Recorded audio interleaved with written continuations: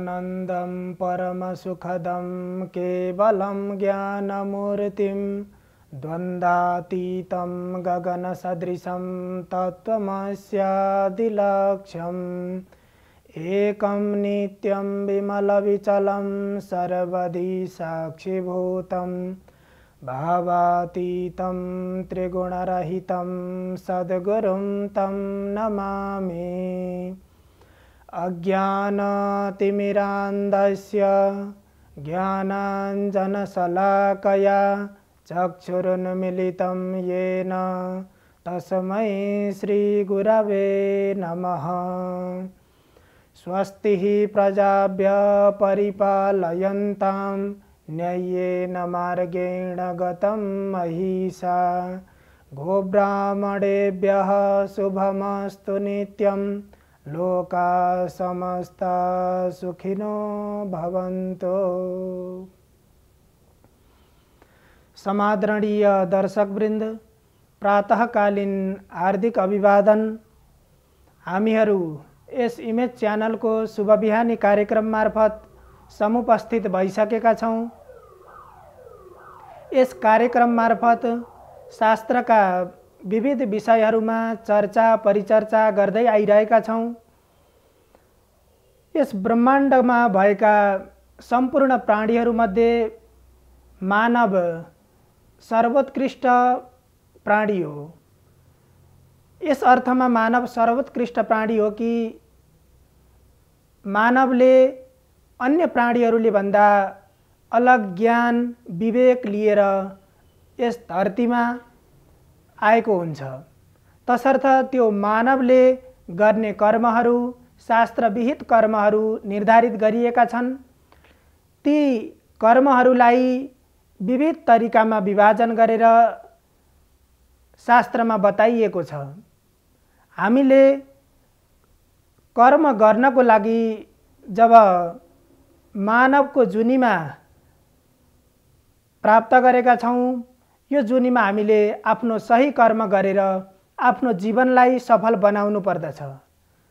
र ती मानव कर्महरूमध्ये हामीहरूले गर्ने कर्महरूलाई 5 भागमा विभाजन गरिएको छ। 5 खालका कर्महरू शास्त्रले निर्देश गरेका छन्। ती 5 कर्महरूमध्ये नित्य कर्म। नित्य कर्म भनेको प्रत्येक दिन हामीले गर्नुपर्ने कर्महरू। प्रातःकालमा उठेर सन्ध्या स्नानदेखि लिएर सायंकालसम्म जुन कर्महरू हामीले प्रत्येक दिन गर्छौं, ती कर्मलाई त्यस्ता कर्महरूलाई नित्य कर्म भनिन्छ।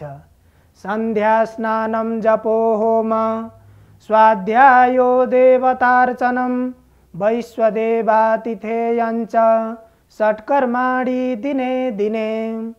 यी सन्ध्या स्नान जप होम स्वाध्याय देवतार्चन देवताको पूजा र अतिथि सेवा, यी 6 कर्महरू, यी 6 कर्महरू हामीले गर्ने नित्य कर्महरू हुन्। त्यस्तै नैमित्तिक कर्महरू। नैमित्तिक कर्महरू भनेको निमित्त कुनै पनि चीजलाई आधार मानेर गरिने कर्महरू नैमित्तिक कर्महरू हुन्। जस्तो कि नैमित्तिक कर्महरू कुनै स्थान विशेषले कुनै समय विशेषले गर्ने गरिन्छ।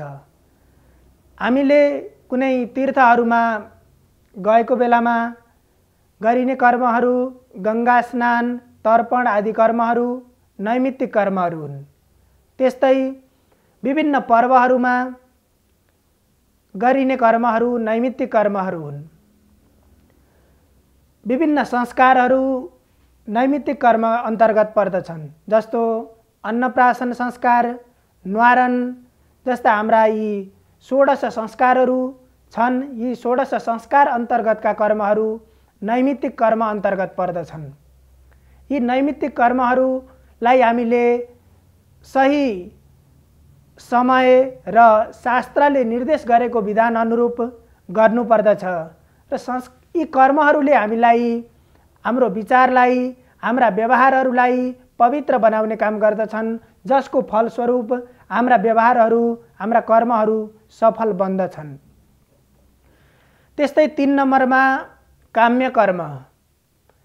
काम्य कर्म भनेको कुनै पनि वस्तु प्राप्तिको इच्छा गरेर गरिने कर्महरू।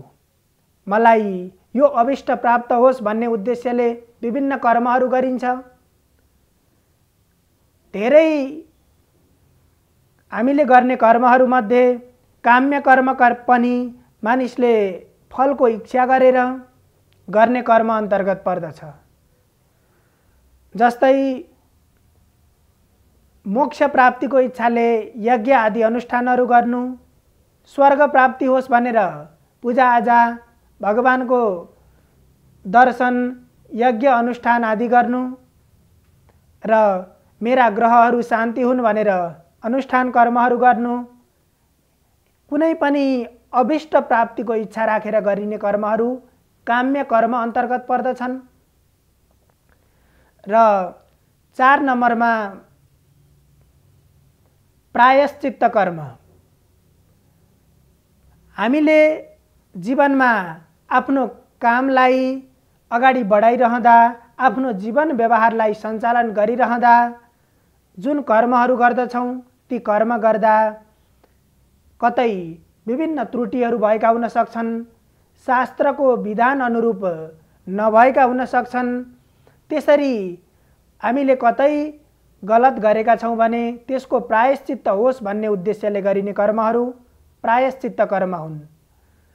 र हामीले गरेका कर्महरू शुभ कर्म गर्यौँ भने त्यो शुभ कर्मको फल पनि शुभ फल नै प्राप्त हुन्छ, अशुभ कर्म गर्यौँ भने त्यसको फल नै नराम्रो फल प्राप्त हुन्छ।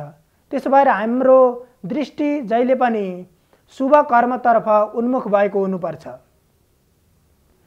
अज्ञानेन कृतं पापं सज्ञानेन विनश्यति, सज्ञानेन कृतं पापं वज्रलेपो भविष्यति।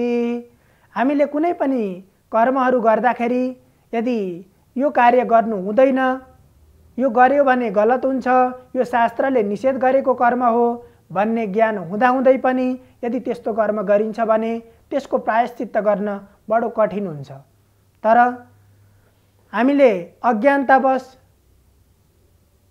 कुनै पनि कर्म नराम्रो कर्म गरेका रहेछौँ भने त्यस्ता कर्महरूको प्रायश्चित्तको लागि हामीले प्रायश्चित्त कर्महरू गर्नुपर्दछ।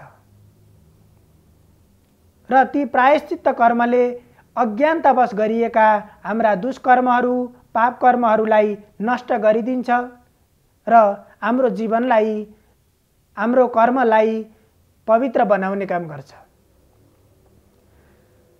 अब अन्तिममा 5औं कर्म रहेको छ आवश्यक कर्तव्य कर्म। आवश्यक कर्तव्य कर्म भनेको हामीले आफ्नो जीवन व्यवहार सञ्चालन गर्नको लागि गर्ने कर्महरू हुन्। जस्तो कि आफ्नो जीवन निर्वाह गर्नको लागि विभिन्न कृषि कर्महरू गरिन्छ, जागिरहरू गरिन्छ भने त्यो आफ्नो शरीर सञ्चालनको लागि, परिवार सञ्चालनको लागि, आफ्नो जीवनका कार्यहरू सञ्चालनको लागि गरिने कर्तव्य कर्महरू हुन्। र यी 5 कर्महरू श्रीमद् भगवद गीतामा भगवान श्रीकृष्णले गीताको 18 अध्यायमा अर्जुनलाई उपदेश गर्दै यी पञ्चकर्मको बारेमा बताउनुहुन्छ। कसैले पनि यी आफ्ना कर्महरू त्याग गर्नु हुँदैन। मानव मात्र त्यस्तो प्राणी हो जसको लागि यी सम्पूर्ण कर्महरू गर्ने अधिकार उसले गर्भैदेखि लिएर आएको हुन्छ र त्यो कर्म गर्ने अधिकार लिएर आएर उसले आफ्ना कर्महरू सही तरिकाले गर्यो भने आफ्नो जीवनलाई निश्चित लक्ष्यमा पुर्याउन सक्दछ। तसर्थ यी 5 कर्महरू शास्त्रले बताएका कर्महरूमध्ये विभिन्न तरिकाले यहाँ 5 प्रकारमा बताइएको छ। यी पञ्च कर्महरूलाई हामीले सही तरिकाले गर्यौँ भने हाम्रो यो जीवन अहिले पनि यो जीवन सहज र सरल बन्छ र यसको परिणामबाट हामीले यो अन्य जीवनहरूमा पनि यसले हाम्रो जीवनलाई मुक्तिको पथमा लैजाने काम गर्दछ र आफ्नो जीवनको उद्धार हुन्छ। हामीले यी कर्महरू गरिरहँदा आफ्नो जीवन के हो भन्ने कुरा बुझेर जीवनको महत्त्वलाई, जीवनको गरिमालाई बुझेर कर्म गर्नुपर्छ। हामीले सहज अवस्थामा सजिलैसँग यो मानव जुनी प्राप्त गरेका होइनौँ। यो मानव जुनीको मूल्य धेरै बढी छ। तसर्थ त्यो महत्त्वलाई हामीले चिनेर व्यवहार गर्नुपर्दछ, आफ्ना कर्महरू पुरा गर्नुपर्दछ। सर्वे भवन्तु सुखिनः, सर्वे सन्तु निरामया, सर्वे भद्राणि पश्यन्तु, मा कश्चित् दुःखभाग् भवेत्। हजुरहरूको दिन मङ्गलमय होस्। धन्यवाद।